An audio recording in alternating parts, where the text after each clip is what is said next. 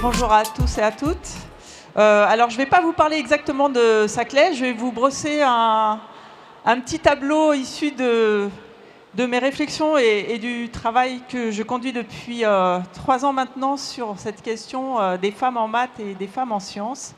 Et je vais commencer, comme ça a été demandé, par un tout petit état des lieux de ce qui se passe dans l'université, pour des raisons que je vais expliquer au fur et à mesure de mon exposé. Donc, je vais commencer par un état des lieux, globalement, sur quelle est la situation sur les maths en particulier, mais sur les sciences en général et de la position des femmes. Alors, on en a déjà parlé avec Claudine et puis un petit peu avec Thomas. Du point de vue de l'université, les femmes en maths, c'est un peu ce qu'on peut faire de pire. Alors, pas complètement. C'est actuellement 23% des femmes parmi les universitaires en mathématiques. Et surtout, ce qui est un peu désespérant, je dirais, c'est la non-évolution de cette proportion de femmes parmi les enseignants-chercheurs en maths. Alors, pourquoi il y a si peu de femmes? Parce que dans un bastion masculin, c'est extrêmement difficile de faire sa place. Il faut comprendre qu'à l'université, c'est quand même des endroits où s'exercent des jeux de pouvoir et des jeux de domination qui sont très forts. Et ça explique en particulier pourquoi dans la recherche, de façon générale, l'accès aux femmes est difficile et pourquoi dans les mathématiques en particulier, qui sont un peu le synonyme de ce que Thomas disait du génie mathématique, donc du summum de ce qu'on imagine dans l'imaginaire collectif de l'intelligence, est particulièrement fort. Alors, je ne vais pas parler que de l'université, mais je vous ai dit que du coup, cet imaginaire collectif de la compétition en mathématiques, elle va se propager et dans l'état des lieux que je vais faire, il y a aussi donc cette idée de la compétition qui se traduit au niveau du lycée, où le constat n'est pas brillant non plus, puisque au lycée, depuis la réforme du lycée de 2019, on a vu les filles disparaître des classes de mathématiques et de sciences. Les raisons en sont une réforme qui est fondée en fait sur cette idée de la compétition et de l'élitisme en mathématiques. Donc je vais prendre 2 exemples pour illustrer en fait les raisons de la chute de la part des filles dans ces classes du lycée. La première, c'est qu'on a décidé que les maths devraient être réservées pour seulement les mordus de maths. Ce qui veut dire qu'on a supprimé le programme qui était autrefois destiné aux élèves de ES, qui étaient des élèves de milieux populaires, de milieux mixtes socialement, et assez féminisés. Et du coup, il n'y a plus de contenu de maths adapté pour ces élèves-là. Donc, ça va handicaper davantage les filles, davantage les élèves de milieux mixtes. La deuxième raison, c'est la mise en concurrence des disciplines scientifiques, des disciplines en terminale, et notamment de toutes les disciplines scientifiques. Donc, au lieu d'avoir des disciplines qui se parlent et qui échangent, comme les maths, la physique, la biologie, on aurait pu parler des SES et des mathématiques, on a maintenant des disciplines qui sont en concurrence, avec seulement 2 choix en terminale. Et 2 choix en terminale, ça va interdire la polyvalence, et notamment la polyvalence scientifique, ce qui fait qu'on va handicaper particulièrement des élèves qui vont avoir des ouvertures vers des orientations en santé, en biologie, en géophysique, en géosciences, et puis tout ce qui est évidemment économie, gestion.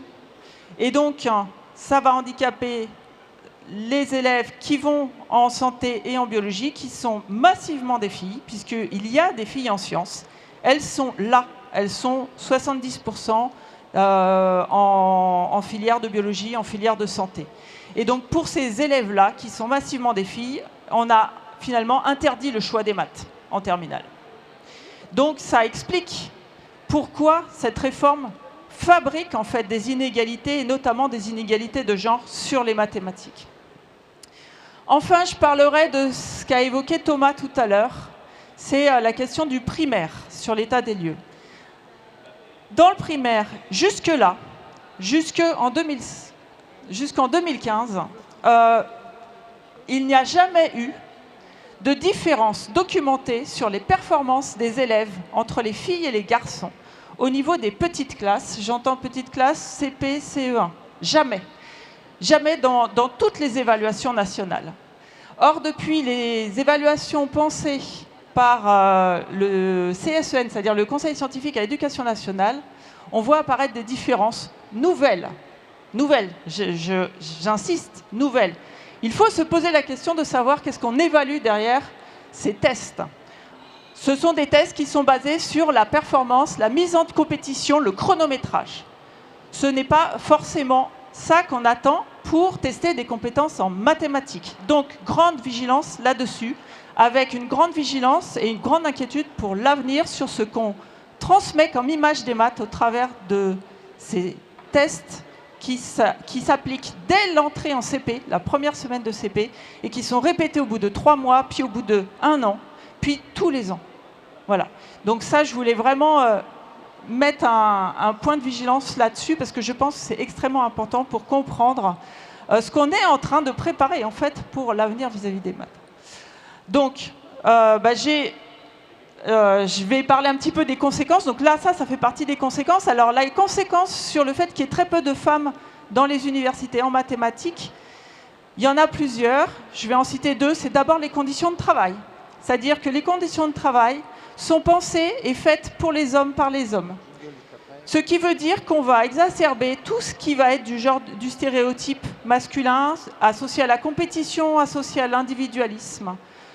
Et du coup, ça ne favorise pas l'aspect collégial, ça ne favorise pas l'inclusion, et il va y avoir de la souffrance au travail par les personnes sous-représentées qui ne vont pas favoriser en fait notre mission, qui n'est pas que la recherche. Ça va handicaper bien sûr la recherche, parce que cette recherche ultra compétitive n'est pas forcément ce qu'on peut imaginer de plus vertueux, notamment dans un contexte social et environnemental qui est complexe actuellement. Et puis aussi, ça va handicaper le rapport qu'on va avoir vis-à-vis des étudiants. Et notamment, l'image qu'on renvoie aux étudiants va être à nouveau cette image compétitive, va renvoyer à nouveau l'idée qu'un mathématicien, c'est un mathématicien et pas une mathématicienne, et donc va favoriser les comportements exacerbés, stéréotypés chez les étudiants. Repli sur soi des étudiantes qui se sentent un peu exclues, qui n'ont pas de modèle. Les premiers rôles modèles sont quand même les enseignantes qu'elles vont avoir en face d'elles. Et puis vont exacerber aussi l'assurance des garçons sur le fait qu'ils sont légitimes là et pas les filles. Donc en fait, il va y avoir un cercle vicieux qui s'installe dans le fait qu'il y ait une sous-représentation tout en haut, à la fois dans l'image et à la fois dans le vécu. Donc pour l'école, j'en ai parlé, je ne vais pas en reparler, puis je pense qu'on aura l'occasion d'en rediscuter après. Et puis du coup, pour les perspectives, je dirais, je suis assez pessimiste, malheureusement, puisque vu le contexte mondial, il y a quand même des signaux très très inquiétants qui nous viennent des États-Unis, et je pense qu'il faut faire très attention dans le discours qu'on transmet pour ne pas basculer vers des discours à la Musk.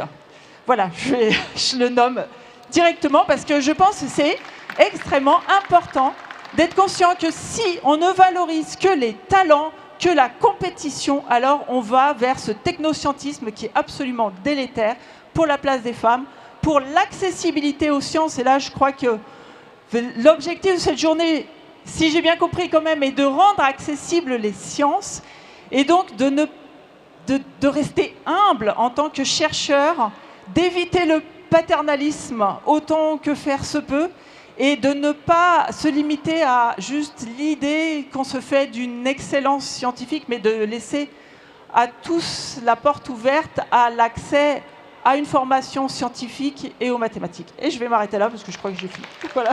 Bravo. Merci beaucoup.